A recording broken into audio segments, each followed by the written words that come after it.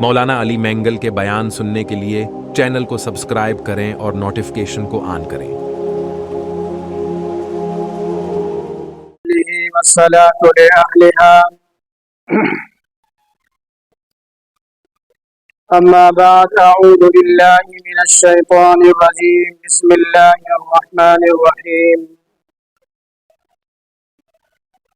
ومن يطع الله ورسوله فقد فاز فوزا عظيما أو كما قال الله تبارك وتعالى في الكلام المجيد والفرقان الحميد وقال قال النبي صلى الله عليه وسلم أعطوا الأجير أجره قبل أن يجف عرقه أو كما قال عليه الصلاة والسلام صدق الله المولانا العظيم وصدق رسوله النبي الكريم ونحن على ذلك لمن الشاهدين والشاكرين فالحمد لله رب العالمين اللهم صل على محمد وآله وعترته بعدد كل معلوم لك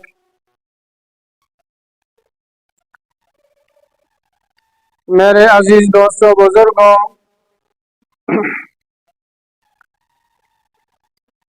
اللہ کے پیارے حبیب صلی اللہ علیہ وسلم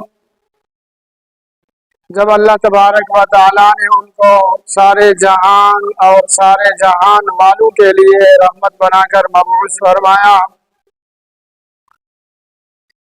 تو میرے اور آپ کے آقا صلی اللہ علیہ وسلم نے تمام انسانوں کے حقوق یہاں تک کہ حیوانات اور جمادات کے حقوق بھی ارشاد فرمائے، والدین کے حقوق بھی فرمائے، دوست احباب رشتہ دار پڑوسی بھائی بہن سب کے حقوق اللہ کے نبی صلی اللہ علیہ وسلم نے ارشاد فرمائے، اور اللہ کے حبیب صلی اللہ علیہ وسلم نے مزدوروں کے حقوق بھی ارشاد فرمائے۔ آج میں نے آپ کے سامنے جو حدیث پڑھی ہے، اس حدیث کے اندر اللہ کے حبیب صلی اللہ علیہ وسلم نے مزدوروں کے حقوق کی بات کی ہے۔ مزدور کسے کہا جاتا ہے؟ مزدور وہ ہے جو اپنے اور اپنے بچوں کے پیٹ پالنے کے لیے مشقت کرتا ہے، مزدوری کرتا ہے، کام کرتا ہے، اپنا پسینہ بہاتا ہے۔ مزدور سے اللہ کے نبی صلی اللہ علیہ وسلم نے کتنی محبت کی ہے۔ ایک روایت میں آتا ہے ایک صحابی تھے مزدور، اللہ کے نبی صلی اللہ علیہ وسلم کے مجلس میں آئے، اللہ کے نبی صلی اللہ علیہ وسلم کی نظر ان کے ہاتھوں پر پڑی جو مزدوری کرنے کی وجہ سے، مشقت کرنے کی وجہ سے زخمی تھے اور چھالے پڑ گئے تھے ان کے ہاتھوں میں۔ اللہ کے نبی نے پوچھا آپ کے ہاتھوں کو کیا ہوا؟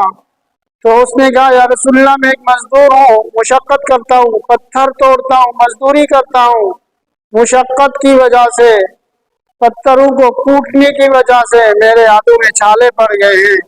اللہ کے نبی صلی اللہ علیہ وسلم نے پکڑ کر اس مزدور کے ہاتھوں کو چوما، بوسہ دیا، پیار کیا ان سے، اور فرمایا اے دنیا والوں، سب سے بہترین کمائی اگر ہے تو مزدور کی کمائی ہے۔ آپ اندازہ کر لیں آج ہمارے معاشرے کے اندر مزدوروں کے ساتھ کتنی ناانصافی ہوتی ہے۔ ان سے مزدوری تو لی جاتی ہے، ان سے اجرت، ان سے مقام تو لیا جاتا ہے، ان کو مشقت تو کروا دیا جاتا ہے، مگر ان کی مزدوری یا تو نہیں دی جاتی یا ان کو کم دیا جاتا ہے، ان کے معاوضے میں کمی کر دیتے ہیں لوگ۔ اللہ کے نبی صلی اللہ علیہ وسلم نے مزدور کے مزدوری کے بارے میں کیا حکم فرمایا؟ فرمایا ہاتھ الاجیر अजरहु क़ब्ल अन यजिफ़ अरक़ुहु। अल्लाह के नबी सल्लल्लाहु अलैहि वसल्लम ने इरशाद फरमाया, मजदूर की मजदूरी उसके पसीने के खुश्क होने से पहले अदा कर लिया कर लो।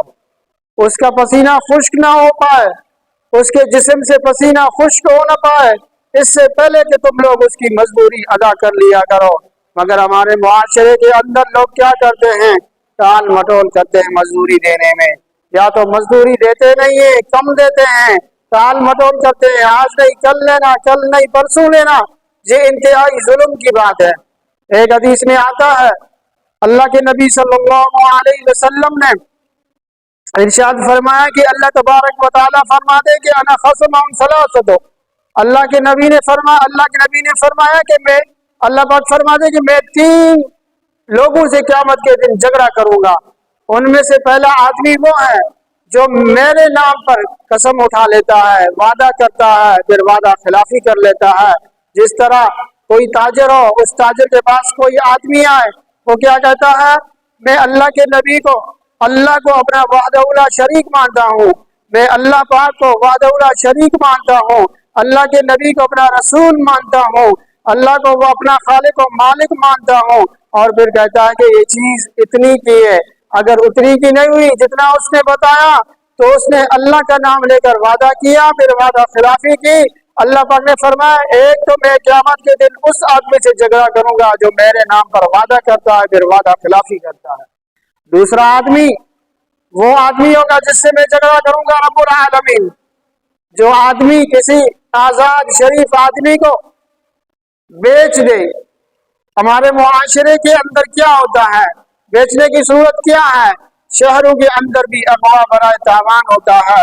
लोगों को अगवा किया जाता है, लोगों को अगवा करते हैं, फिर बेचते हैं, उनका मुआवजा लेते हैं, पैसा लेते हैं। अल्लाह पाक ने फरमाया, जो किसी आजाद आदमी को बेच दे क़यामत के दिन, उस बेचने वाले से अल्लाह पाक फरमा दे मैं खुद झगड़ा कर लूंगा। तीसरा आदमी वो है, अल्लाह के नबी सल्लल्लाहु अलैहि वसल्लम ने फरमाया, तीसरा वो आदमी जो मजदूर की मजदूरी अदा नहीं करता। वो मजदूर जो अपने हक के साथ मुकम्मल वफादारी के साथ मजदूरी करता है, अगला बंदा उसकी मजदूरी नहीं देता, टाल मटोल करता है या उसके हक को मार लेता है। अल्लाह पाक ने फरमाया, क़यामत के दिन इस तीसरे आदमी से मैं झगड़ा कर लूंगा। आप अंदाजा कर लें, अब 3 आदमी अल्लाह के नबी ने फरमाया कि मैं झगड़ा कर लूंगा, और उस आदमी से जो मेरे नाम पर कसम उठा लेता है, वादा करता है, फिर वादा खिलाफी कर लेता है। दूसरा आदमी वो जो किसी को बेच दे, किसी आजाद आदमी को बेच दे या अगवा कर ले, अगवा करने के बाद पैसा ले ले। आजकल हमारे मुआशरे के अंदर यही हो रहा है, डाकू अपने आप को मुसलमान, काश मेरा ये बयान कोई उन डाकुओं तक पहुंचा दे जो अपने आप को मुसलमान कहते हैं।